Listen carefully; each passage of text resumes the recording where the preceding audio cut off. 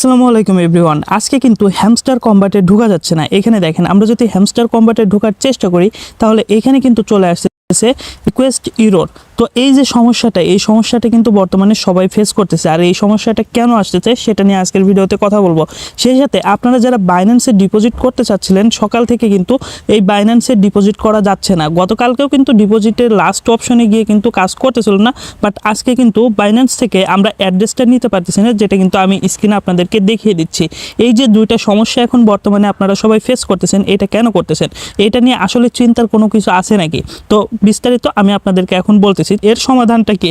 এর সমাধান কিছুই না। এখন কিন্তু হিউজ পরিমাণে আপডেট চলতেছে এবং সার্ভারে কিন্তু প্রচুর পরিমাণে চাপের কারণেও এরকম সমস্যা হতে পারে। তো এখানে চিন্তা করার কোনো কারণ নেই, খুব তাড়াতাড়ি কিন্তু হ্যামস্টার কম্বাট এটা ঠিক করে ফেলবে।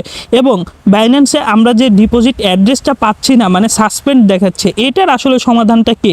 এটারও সমস্যার সমাধান একই রকমের। একটু অপেক্ষা করেন, অপেক্ষা করলে কিন্তু এটা ঠিক হয়ে যাবে। এটা কিন্তু সমস্যাই নাই, এটা কিন্তু সাময়িক সময়ের জন্য একটা সমস্যা। এটা কিন্তু অলরেডি ঠিক করার জন্য তারা চেষ্টা চালাচ্ছে এবং খুব দ্রুত সময়ের মধ্যেই কিন্তু সেটা ঠিক হয়ে যাবে। এটা নিয়ে চিন্তা করার কোনো কারণই নাই।